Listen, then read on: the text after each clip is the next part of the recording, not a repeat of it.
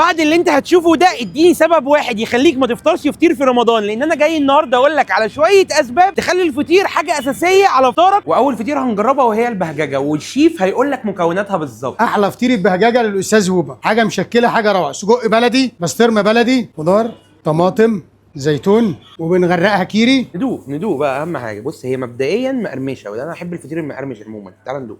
مليانه قوي، مليانه بسطرمه. يعني اول حاجه جت في يعني اكتر حاجه انا ضايقها البسطرمه. يعني بص البسطرمه كتيره قوي فيها، والجبنه الكيري طبعا باينه، السجق مش باين قوي من كتر ما الحاجات التانية عارف انت اللي هو اقوى منه كده، بس هي حلوه وفي نفس الوقت سعرها حلو. فالحاجتين دول مع بعض انا كده متراضي، فاهم؟ انا كده حاسس انها تمام. دي بقى التشيكن رانش، وانا جبتها محشيه الاطراف عشان انا بحب قوي ان انا يبقى الستاف كراست.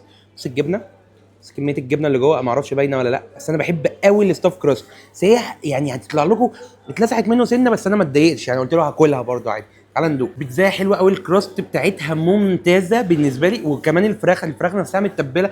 عارف انا ما بحبش حد يحط لي فراخ كده وخلاص، احب يتبل الفراخ ويحطها على البيتزا. واخر حاجه هنجربها وهي النجريسكو. هم عندهم فرايتي كبيره قوي، يعني هو عنده نجريسكو وعنده فطير وعنده كريب وعنده حاجات حلويات. هوريك برده واحده حلوه دلوقتي تستاهل بقك، بس تعال نجرب النجريسكو. تعال ندوق. دي حلوه قوي قوي قوي، دي الوايت صوص حلوه قوي، الفراخ حلوه قوي متبله، وفي نفس الوقت الجبنه لايقه، يعني عارف انت احتوت كل الكلام ده. دي بقى اللي كنا لازم نقفل بيها. دي بقى فطيره البلح، ودي بتبقى محشيه قمر الدين من جوه، وعليها من فوق قشطه، وعليها بلح، يعني غيبوبه سكر حرفيا. بص من فوق الدنيا ساقعه، من جوه الدنيا بص عامله ازاي.